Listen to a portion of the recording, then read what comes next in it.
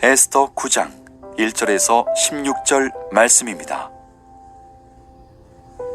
아달월 곧 12째 달 13일은 왕의 어명을 시행하게 된 날이라.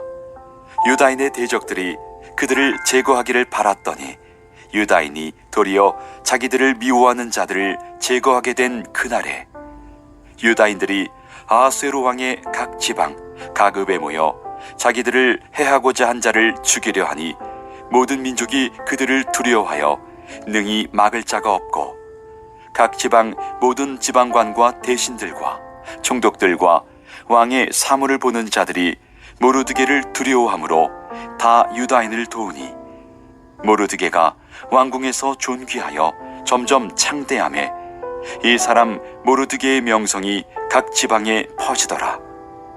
유다인이 칼로 그 모든 대적들을 쳐서 도륙하고 진멸하고 자기를 미워하는 자에게 마음대로 행하고 유다인이 또 도성 수산에서 500명을 죽이고 진멸하고 또 바산다다와 달본과 아스바다와 보라다와 아달리아와 아리다다와 바마스다와 아리세와 아리데와 외사다 곧 함무다다의 손자요 유다인의 대적 하만의 열아들을 죽였으나 그들의 재산에는 손을 대지 아니하였더라.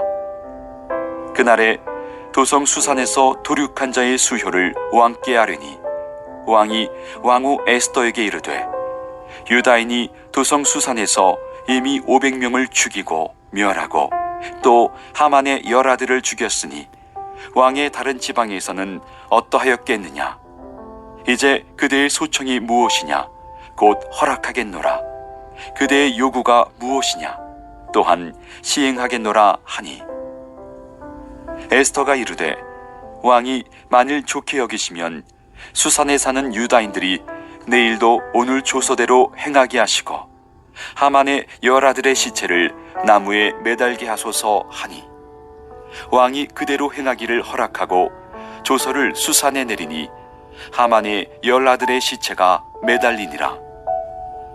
아달월 14일에도 수산에 있는 유다인이 모여 또 300명을 수산에서 도륙하되 그들의 재산에는 손을 대지 아니하였고 왕의 각 지방에 있는 다른 유다인들이 모여 스스로 생명을 보호하여 대적들에게서 벗어나며 자기들을 미워하는 자 7만 5천 명을 도륙하되 그들의 재산에는 손을 대지 아니하였더라.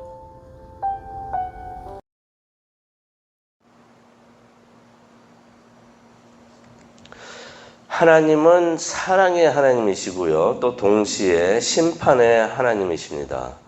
그런데 이것을 잘 이해를 못하는 사람들은 이런 말을 하기도 합니다.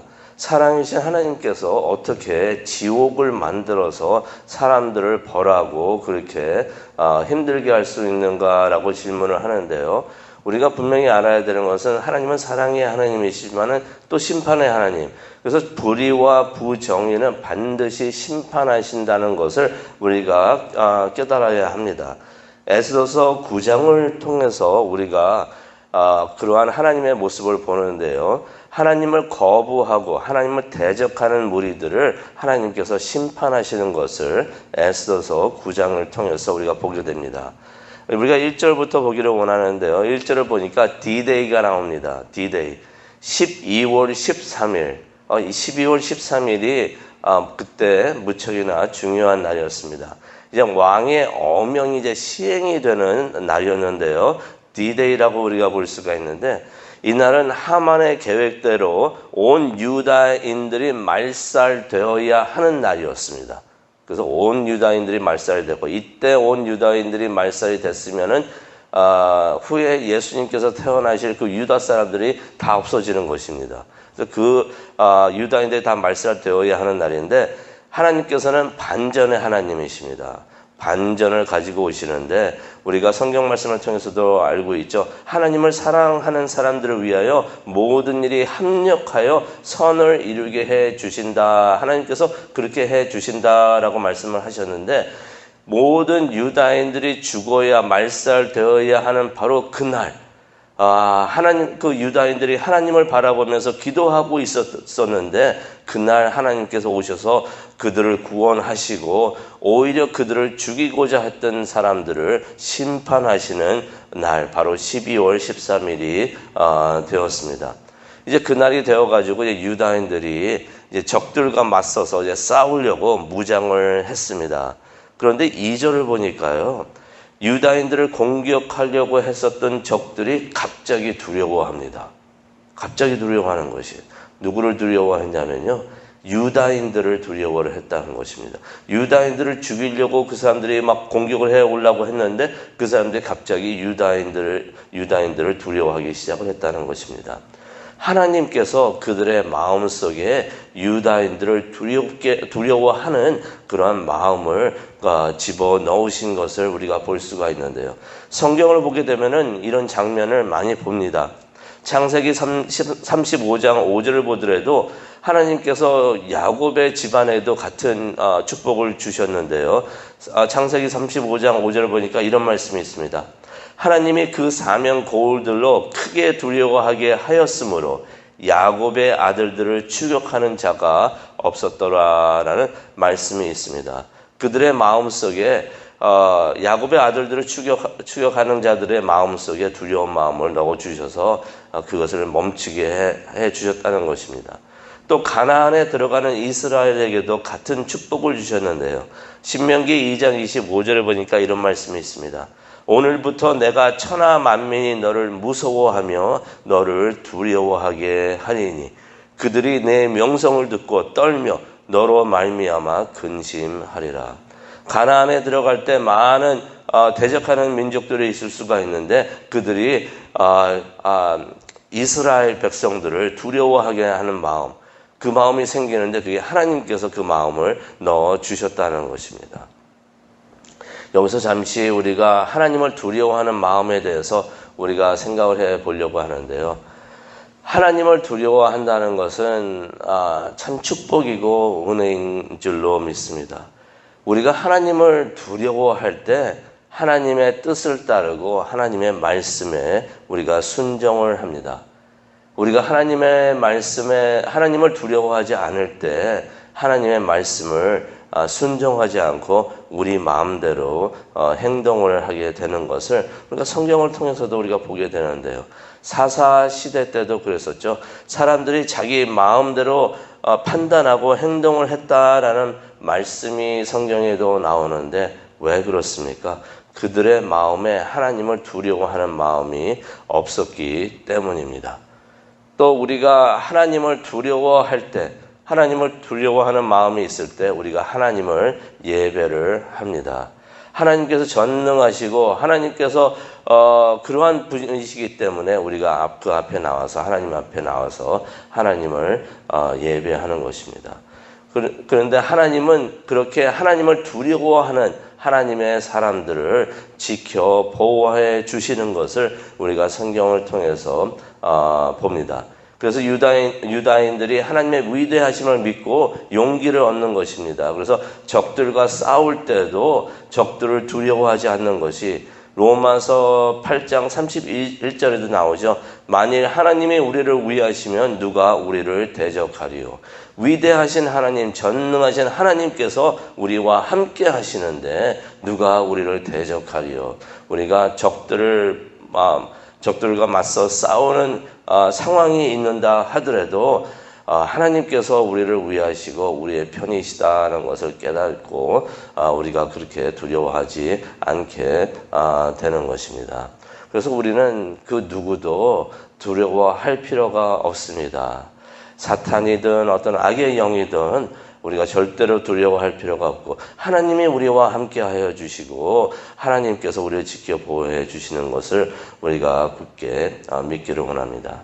2절에 보듯이 오히려 적들이 이러한 유다인들, 하나님을 두려워하면서 하나님의 말씀에 순종하고 하나님의 뜻을 따르고 하나님을 예배하는 이러한 유다인들을 이 적들이 두려워했다라는 말씀이 2절에 나옵니다. 또 3절을 보니까요, 이런 말씀이 있습니다. 각 지방 모든 지방관과 대신들과 총독들과 왕의 사무를 보는 자들이 모르드게를 두려워했다. 사람들이 모르드게를 두려워했다는 것입니다. 이제 총리가 되었는데 하나님께서 그와 함께 하시는 것을 사람들이 보게 되니까 사람들이 모르드게를 업신여기지 않고 함부로 대하지 않고 두려워했다라는 말씀이 나옵니다. 하나님께서 그의 사람들을 지켜 보호해 주시는 것을 다시 한번 3절을 통해서 우리가 보게 됩니다.